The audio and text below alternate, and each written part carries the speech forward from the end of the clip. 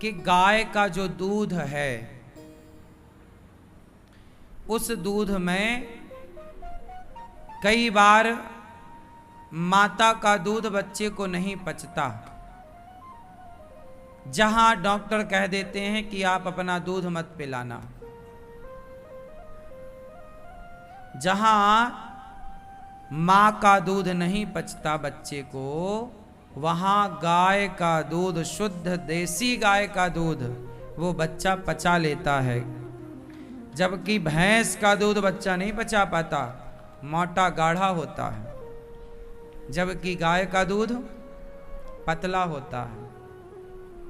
बकरी का दूध और भैंस का दूध और गाय का दूध, तीनों दूधों को आप चेक करवा लो, चेक करवाओ तो ज्यादा गुणवान गाय के दूध में ज्यादा गुण है। गाय में ही समस्त तीर्थों का और देवी देवताओं का वास है। समुद्र मंथन हुआ था तो पहले नंबर पर हलाहल विष निकला था, जिसे भगवान शिव ने पिया था। फिर समुद्र मंथन हुआ तो दूसरे नंबर पर गौ माता प्रकट हुई थी समुद्र मंथन से। तो गाय समुद्र मंथन से प्रकट हुई है, हाँ या ना? गाय में समस्त देवी देवताओं का वास है। गाय भगवान के भीतर बसती है, भगवान गाय के भीतर बसते हैं।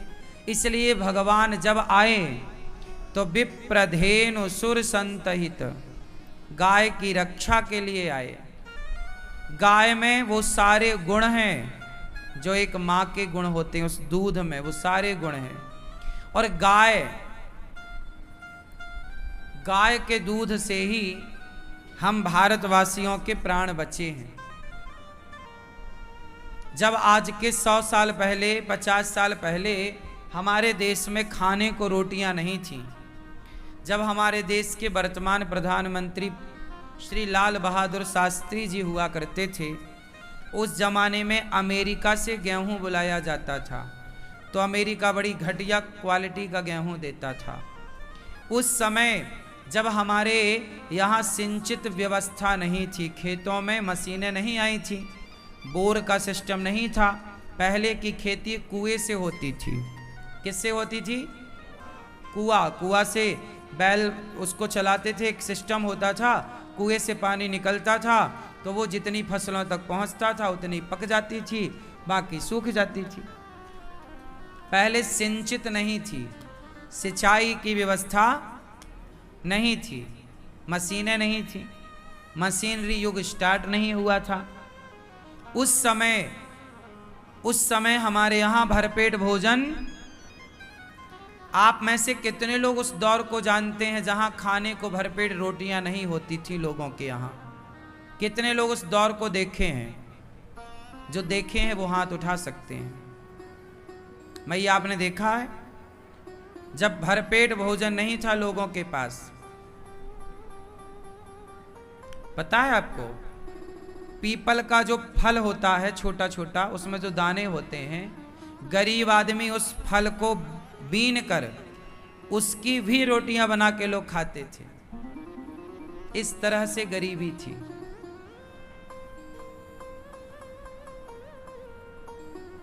अन्न के एक दाने की भी लोग कदर करते थे उस समय। उस जमाने में जब हमारे यहाँ भरपेट रोटियां नहीं, पहले लोगों के घर में एक टाइम रोटी बनती थी। मेरी माँ, पता है, चाह करके भी आदमी दूसरे टाइम नहीं बना पाता था ही नहीं। पूड़ी तो गरीबों के यहाँ कभी साल में कभी मिल गई तो मिल गई, वरना पूड़ियों की कहाँ व्यवस्था थी। आज अच्छा है, आप लोग बढ़िया खा पी रहे हैं। आज के 70-80 साल पहले ना बहुत अच्छा पहनने को था, टेरिकॉट कपड़ा पहनते थे लोग, पता है आपको? ना अच्छा पहनने को था, ना अच्छा खाने को था। उस समय जब भरपेट आपके बाप दादों को रोटियां नहीं मिलती थीं, उस जमाने में लोग बढ़िया गाय का दूध पीकर, दही पीकर, एक एक गिलास घी पीकर उन्होंने अपने प्राणों की रक्षा की थी। गाय पहले के जमाने में सबके घर गाय होती थी। पहले का धन क्या था? गोधन। जिसके पास ज्यादा गाय वो बड़ा आदमी, कम गाय तो छोटा, और जो बिल्कुल गरीब होते थे वो बेचारे बकरियां पालते थे।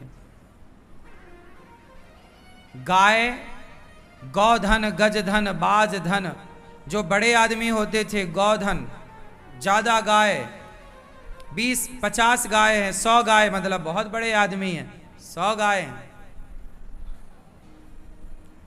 1-2 गाय जिसके पास होती थी वो अपना गुजारा तो करते ही था, लेकिन गांव में बड़ी शान उसकी होती थी जो ज्यादा गाय होती थी।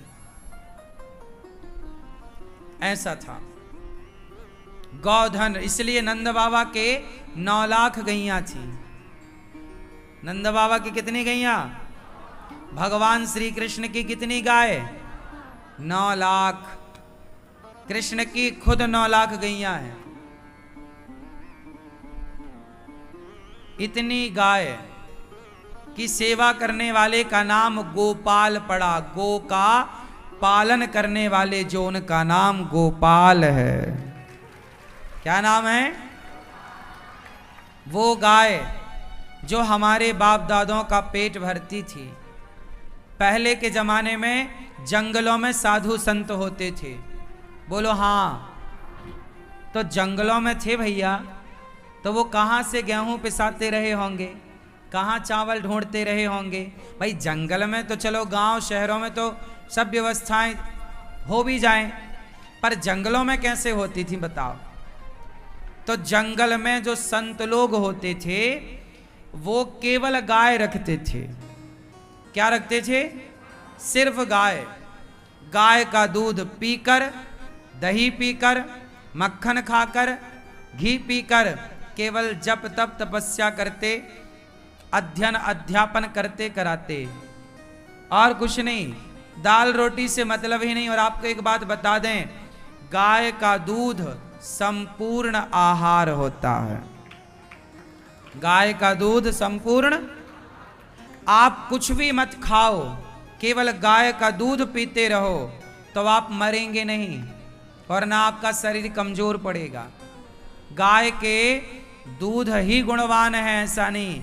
गाय की 5 चीजों को मिलाकर पी लिया जाए तो व्यक्ति पाप से निष्पाप हो जाता है। पंचगव्य। क्या? गाय के 5 चीजों को मिलाकर क्या बनता है? क्या क्या मिलता है?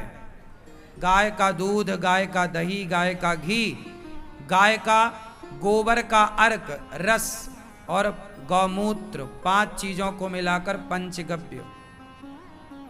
ये पंचगव्य पीने की परंपरा पुरानी है, आज की नहीं है। आजकल के लोगों को कहो कि पंचगव्य पी लो, गाय का गौमूत्र पी लो, तो लोग नाक पकड़ते हैं। अरे महाराज आप क्या बताओ, ये मूत्र पिला रहे हैं गाय का। लोग गाय के गौमूत्र का लोगों ने, आज के विज्ञान ने बड़ा मजाक उड़ाया, लेकिन उस विज्ञान के तमाचा मारने के लिए मेडिकल स्टोरों में जाके देखो तो कुत्ते का मूत्र नहीं बिक रहा है, गौ माता का मूत्र ही बिक रहा है। गुण ना होता तो काहे बिकता। विज्ञान ने भी समझ लिया कि गौमूत्र में शक्ति है, तब ना बाजार में गौमूत्र बिक रहा है। बड़ी बड़ी दवाइयों की कंपनियां गौमूत्र बेचने लग गई। बोलो हाँ कि ना। इसलिए गाय के गोबर में किसका वास होता है? जोर से, जोर से। मैया तुम्हें नहीं पता? बताओ। नहीं पता, आजकल माताओं को नहीं पता। गाय के गोबर में माता लक्ष्मी का वास होता है। गाय के मूत्र में गंगा मैया का वास होता है। गाय के दूध में अमृत का वास होता है। गाय के